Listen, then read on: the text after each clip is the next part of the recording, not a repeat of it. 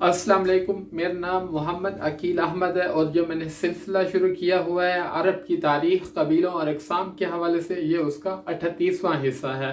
मक्की ज़िंदगी को 3 मरहलों में तकसीम किया था और ये तीसरा मरहला जारी है।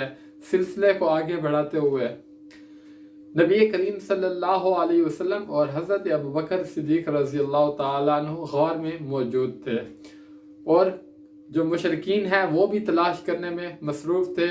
उन्होंने बहुत कोशिश की कि वो तलाश करे, हर तरफ अपने बंदे भेज दिए उन्होंने, उसके बावजूद वो नाकाम रहे और 3 दिन तलाश करने के बाद उनका जो सिलसिला है तलाश करने का ये ठंडा पड़ गया और हज़रत अबू बकर रज़ी अल्लाह ताला अन्हो ने अब्दुल्ला बिन अरकीत लैसी से एक मुआहदा तय किया था। ये एक बयाबानी सहराई रास्तों का माहिर था।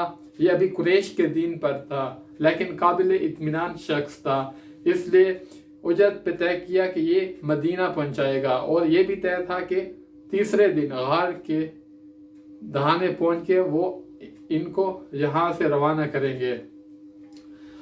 और इसी तरह वक्त के मुताबिक, वादे के मुताबिक अब्दुल्ला बिन अरकीत जो रहनुमा था वो पहुंच गया और अस्मा बिनत अबी बकर रज़ी अल्लाह ताला अन्हा ये भी ज़्यादा राह लेकर वहाँ पे पहुंच गई। और इसके अलावा जो 2 ऊँटनियाँ अबू बकर रज़ी अल्लाह ताला अन्हो ने उनको दी थी वो भी उनके पास थी, तो वो लेकर आया और नबी करीम सल्लल्लाहु अलैहि वसल्लम को पेश की कि आप इनमें से जो आपको पसंद है वो आप ले लें।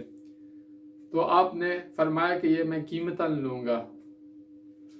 तो आपने एक सवारी अपने लिए मुकर्रर की और उसके बाद जो सफ़र है वो शुरू हुआ। सबसे पहले जो रहनुमा था उसने यमन का रास्ता लिया, जनूब की सिमत चलते गए। काफ़ी दूर जाने के बाद उन्होंने पीछे की तरफ थोड़ा सा रुख किया और फिर उसके बाद साहिल समंदर का रुख किया। और जो रहनुमा था अब्दुल्ला बिन अरकीत लैसी, उसने वो रास्ता इख्तियार किया। जब वो साहिल समंदर के साथ वाले रास्ते पे चले तो ये वो रास्ता था जिसमें आम मामूल में लोग नहीं चलते फिरते थे, एक वैरानी रास्ता था जिसको उसने रहनुमा ने इख्तियार किया था। जो मकामात रास्ते में आए थे वो ये थे: ज़ेरी मक्का से चला, साहिल के साथ ज़ेरी गज़फ़ान से रास्ता काटा, फिर कदीद पार करने के बाद रास्ता काटा, खरार से गुजरा, फिर सनियतुल मरा, फिर लकाफ के बयाबान, फिर उसके बाद मजाह के बयाबान, फिर जुल गज़वैन के नशेब में चला, फिर जी किशर की जो वादी थी उसमें दाखिल हुआ, फिर जदाजत का जो रुख किया, फिर अजरत पहुंचा, फिर ताहैन के बयाबान में चला तो वादी जुसलम से गुजरा, वहां से अबाबिद और उसके बाद फाजा का रुख किया, फिर अरज में उतरा, फिर रकूबा के दाहिने हाथ सनियतुल आयर में चला, यहाँ तक के वादी राय में उतरा और उसके बाद कुबा पहुंच गए।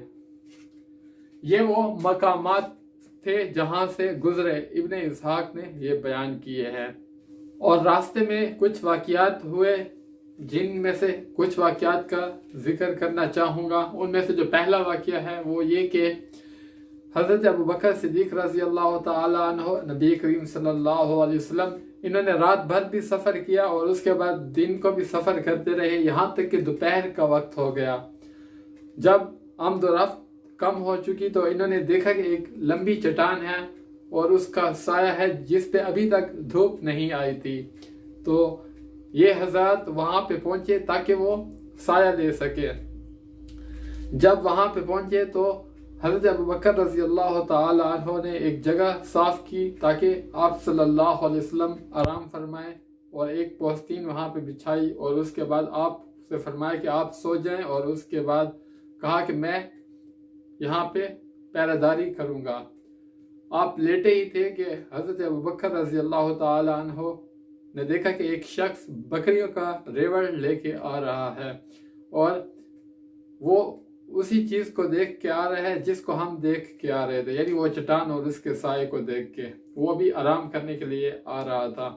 जब वो करीब पहुंचा तो ابو بکر رضی اللہ تعالی عنہ نے پوچھا کہ آپ کہاں کے رہنے والے ہو؟ تو اس نے مکہ یا مدینہ میں سے کسی شخص کے ساتھ نسبت کرتے ہوئے بتایا۔ تو فرمایا آپ کی بکریوں میں دودھ ہے؟ تو اس نے کہا کہ جی ہاں۔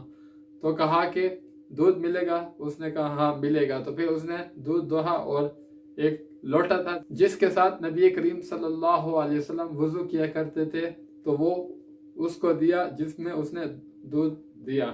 آپ صلی اللہ علیہ وسلم کو حضرت ابوبکر نے جگانا پسند نہیں کیا کہ نیند خراب نہ ہو جائے، تو اس لیے انتظار کرنے کو بہتر سمجھا۔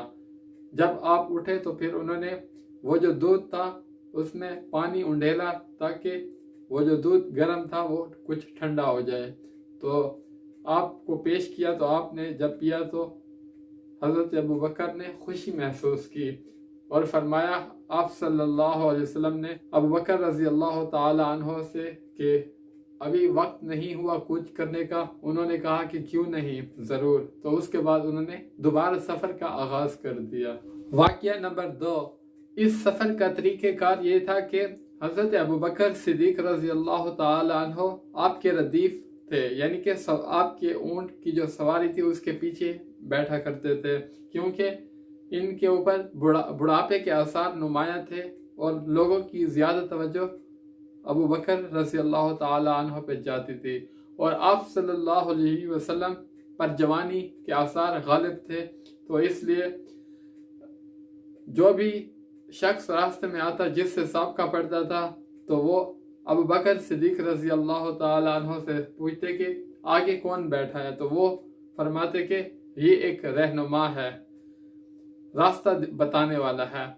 تو وہ جو لوگ تھے وہ یہ سمجھتے تھے کہ یہی راستہ مراد ہے جس پہ سفر کیا جاتا ہے، اور حضرت ابوبکر صدیق رضی اللہ تعالی عنہ کا جو مطلب ہوتا تھا کہ یہ ہدایت کا راستہ بتانے والا ہے۔ واقعہ نمبر 3، اسی سفر میں نبی کریم صلی اللہ علیہ وسلم کا گزر معبد خزائیہ کے خیمے سے گزرا۔ یہ ایک صحت مند توانا عورت تھی اور اپنے خیمے کے صحن میں ہاتھوں میں گھٹنے ڈالے ہوئے بیٹھی تھی، اور راستے والے جو مسافر ہوتے تھے ان کو کھلاتی تھی، پلاتی تھی اور ان کو دعائیں دیا کرتی تھی۔ جب آپ صلی اللہ علیہ وسلم کا گزر ہوا تو قحط کا زمانہ تھا۔ ان کے پاس گئے، پوچھا کہ آپ کے پاس کچھ ہے؟ تو انہوں نے کہا کہ میرے پاس کچھ نہیں ہے، بکریوں کا جو ریوڑ ہے وہ چرنے کے لیے گیا ہوا ہے۔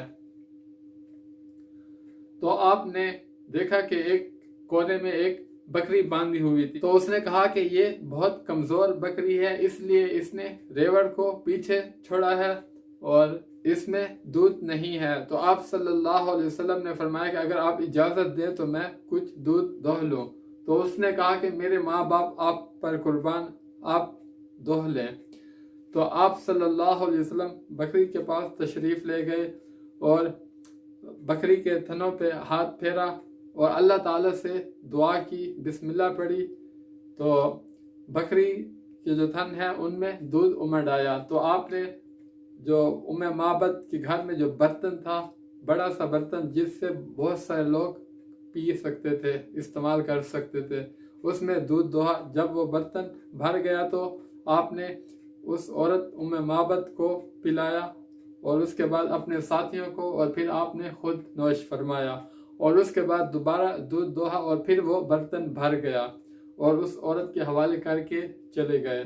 بعد میں جب اس کا خاوند آیا ابو معبد، تو اس نے پوچھا کہ یہ دودھ کہاں سے آیا ہے؟ تو اس عورت نے کہا کہ ایک بابرکت شخص آیا تھا تو اس نے دودھ دوہا ہے۔ تو اس نے کہا کہ اس کا حلیہ کیسا تھا؟ تو عورت نے آپ کی جو کیفیات ہے، کمالات ہیں وہ بتائیں، اتنے اچھے انداز سے بیان کیا کہ سننے والے کو یہی لگتا ہے کہ وہ دیکھ رہا ہے گویا کہ۔ تو ابو معبد نے کہا کہ کہیں یہ وہی شخص تو نہیں جو قریش سے تعلق رکھتا ہے اور قریش والے اس کو تلاش کر رہے ہیں؟ اس نے کہا کہ مجھے لگتا ہے کہ یہ وہی شخص ہے۔ کہا کہ اگر وہ شخص مجھے ملا تو میں اس کی رفاقت اختیار کروں گا۔ واقعہ نمبر 4، سراقہ بن مالک، یہ اپنے لوگوں میں، اپنے قبیلے کے لوگوں میں، ان کے قبیلے کا نام تھا بنو مدلج، ان کی مجلس میں بیٹھا تھا کہ ایک شخص آیا اور اس نے کہا کہ میں نے ایک قافلہ دیکھا ہے، کچھ لوگوں کو دیکھا ہے، مجھے یوں شک ہو رہا ہے کہ یہ محمد صلی اللہ علیہ وسلم ہے۔ تو سراقہ کو سمجھ آ گیا، اس نے کہا کہ نہیں نہیں، یہ وہ لوگ نہیں تھے، یہ کوئی اور تھے، یہ تو ہمارے سامنے سے گزرے ہیں۔ تو اس کے بعد وہ تھوڑی دیر اس مجلس میں بیٹھا رہا اور پھر چپکے سے وہاں سے نکلا اور اپنی باندی کو کہا کہ آپ میرے لیے گھوڑا تیار کریں، سفر شروع کرنا ہے۔ تو باندی نے گھوڑا تیار کیا اور ایک چٹان کے پاس ایک جگہ پہ لے گئی، گھر کے پچھلی طرف۔ تو جب سراقہ تیار ہوا، اس نے ایک لاٹھی اٹھائی تھی اور اس کو ساتھ گھسیٹتا ہوا وہاں تک گیا تھا اور گھوڑے پہ سوار ہو کے سفر شروع کر دیا۔ جب وہ راستے میں جا رہا تھا تو اچانک پھسلا، تو گرنے کے بعد اس نے فوراً اپنے جو تیر تھے جن سے وہ فال کرتا تھا ان کو ایک جو ڈبہ تھا اس میں ڈال کے ہلایا، اور اس کے بعد جو تیر نکالا تو وہ تیر نکلا جو اس کو ناپسند تھا، یعنی کہ یہ سمجھ آ رہا تھا اس کو کہ یہ سفر اس کے لیے ٹھیک نہیں ہے، لیکن اس نے تیر کی نافرمانی کرتے ہوئے وہاں سے پھر آگے کا سفر شروع کیا، یعنی آپ کے پیچھے جانے کا۔ تو چلتے چلتے وہ ایک جگہ پہ پہنچا کہ اس کے جو گھوڑے کے اگلے پاؤں ہیں وہ ریت میں دھنس گئے۔ تو پھر کوشش کے بعد جب اس نے پاؤں نکالے تو وہاں سے مٹی اڑ رہی تھی، تو اس نے پھر دوبارہ تیر نکالے اور پھر فال کیا، تو اس کو جو تیر ملا وہی جو اس کو ناپسند تھا۔ تو اس کو سمجھ آ گیا کہ یہ معاملہ اس پر غالب آ کر رہے گا۔ تو اس کے بعد نیت کی، امن کی، تو اس کے بعد اس نے آواز دی۔ ابو بکر رضی اللہ تعالیٰ عنہ پیچھے کی طرف دیکھ رہے تھے، لیکن آپ پیچھے کی طرف التفات توجہ نہیں فرما رہے تھے، کیونکہ آپ صلی اللہ علیہ وسلم تلاوت فرما رہے تھے۔ جب اس نے امن کی نیت کی، آواز دی، تو وہ رکے اور پھر یہ پہنچا۔ تو اس نے کہا کہ میں خبر لے کے آیا ہوں کہ آپ صلی اللہ علیہ وسلم اور ابو بکر رضی اللہ تعالی عنہ کے بارے میں قریش نے انعام رکھا ہے۔ سراقہ نے پیشکش کی، ساز و سامان کی اور توشہ کی، تو سب چیزوں کا انکار کیا آپ صلی اللہ علیہ وسلم نے کہ کچھ بھی نہیں چاہیے، بس اتنا کہا کہ لوگوں کو اس کے بارے میں نہیں بتانا۔ اس نے کہا نبی کریم صلی اللہ علیہ وسلم سے کہ مجھے ایک امن کا پروانہ لکھ کر دے دیجئے۔ تو نبی کریم صلی اللہ علیہ وسلم نے عامر بن فہیرہ سے کہا، تو اس نے وہ ایک امن کا جو پروانہ تھا اس کو ایک چمڑے کے ٹکڑے پہ لکھ کے دے دیا، اور اس کے بعد سراقہ واپس چلا گیا۔ جب وہ واپس گیا تو لوگوں نے اس سے پوچھا جو آ رہے تھے اس طرف تلاش کرنے کے لیے، تو سراقہ بن مالک نے کہا کہ میں وہی کام کر کے آ رہا ہوں جس کے لیے تم جا رہے ہو، یعنی میں یہاں سے تلاش کر کے آ رہا ہوں، یہاں پہ نہیں ملے، یہ ان کے کہنے کا مطلب تھا۔ اور اسی طرح وہ گیا، اور حضرت ابوبکر رضی اللہ تعالی عنہ فرماتے ہیں کہ وہ چٹ دوڑنے کے لیے یعنی تلاش کرنے کے لیے آیا تھا اور پاسبان بن کے واپس گیا، اور جب وہ مکہ میں پہنچا تو اس نے یہی کہا کہ مجھے نہیں ملے۔ واقعہ نمبر 5، برائدہ اسلمی۔ یہ اپنی قوم کا سردار تھا۔ قریش نے جو انعام رکھا تھا، کیونکہ یہ بہت بڑا انعام تھا، اس لیے لوگ تھے کہ وہ تلاش کر رہے تھے کہ تاکہ وہ انعام کو پا لیں۔ ان کو بھی اسی چیز کا لالچ ہوا، تو انہوں نے یہی سوچا کہ وہ تلاش کریں آپ صلی اللہ علیہ وسلم اور حضرت ابوبکر صدیق رضی اللہ تعالی عنہ کو، تاکہ وہ انعام وصول کر سکیں۔ تو جب ان کا سامنا نبی کریم صلی اللہ علیہ وسلم اور ابوبکر رضی اللہ تعالی عنہ سے ہوا، تو جب آپ کا کلام اور باتیں سنی تو وہیں نقد دل دے بیٹھے اور اپنی قوم کے 70 لوگوں کے ساتھ وہیں پہ مسلمان ہوئے، اور جو ان کی پگڑی تھی اس کو نیزے کے ساتھ باندھا اور اس کا ایک جھنڈا بنایا اور لہراتا ہوا کہتا کہ انصاف آ رہا ہے، صلح کا بادشاہ آ رہا ہے۔ نبی کریم صلی اللہ علیہ وسلم اور حضرت ابوبکر صدیق رضی اللہ تعالی عنہ کی قباء میں تشریف آوری۔ یہ پیر کا دن تھا، 8 ربیع الاول تھی، نبوت کا 14واں سال تھا، ہجری کے مطابق یہ پہلا سال تھا، اور عیسوی کے حساب سے یہ 622 اور 23 ستمبر تھی، جب قباء میں وارد ہوئے۔ حضرت عروہ بن زبیر رضی اللہ تعالی عنہ فرماتے ہیں کہ جو لوگ ہیں یہ ہر روز جب ان کو پتہ چلا کہ مکہ سے نبی کریم صلی اللہ علیہ وسلم روانہ ہے مدینہ کی طرف، تو مدینہ سے لوگ آتے تھے اور دیکھتے تھے۔ صبح کے وقت وہ آتے تھے، جب دھوپ تیز ہو جاتی تو واپس چلے جاتے، انتظار کرنے کے لیے کھڑے رہتے تھے۔ تو یہ سب لوگ چلے گئے ایک دن، اور ایک یہودی تھا، وہ کسی کام سے آیا تھا۔ جب اس نے دیکھا کہ کچھ لوگ جنہوں نے سفید کپڑے پہنے ہوئے اور چاندی کی طرح لگ رہے ہیں تو وہ آ رہے ہیں، تو اس پر اس نے شور مچانا شروع کر دیا۔ تو لوگ جو ہیں وہ سارے باہر آئے، وہاں پہ پہنچے تو انہوں نے دیکھا، اور پھر نبی کریم صلی اللہ علیہ وسلم اور حضرت ابوبکر صدیق رضی اللہ تعالی عنہ جب تشریف لا رہے تھے تو اس وقت نبی کریم صلی اللہ علیہ وسلم پر وحی بھی نازل ہو رہی تھی۔ جب وہ پہنچے قباء مقام پہ تو اس وقت نبی کریم صلی اللہ علیہ وسلم ایک طرف بیٹھ گئے تھے، اور حضرت ابوبکر رضی اللہ تعالی عنہ سے لوگ مصافحہ کرنا شروع ہو گئے۔ جن لوگوں نے نہیں دیکھا تھا آپ صلی اللہ علیہ وسلم کو، تو وہ حضرت ابوبکر کو نبی سمجھ رہے تھے، یعنی کہ ان سے مصافحہ کر رہے تھے۔ جب آپ صلی اللہ علیہ وسلم پہ دھوپ پڑی تو آپ نے حضرت ابوبکر صدیق رضی اللہ تعالی عنہ نے جو چادر تھی ان پہ ڈال دی تاکہ سایہ ہو جائے، تو پھر لوگوں کو پتہ چلا کہ یہ ہیں نبی کریم صلی اللہ علیہ وسلم۔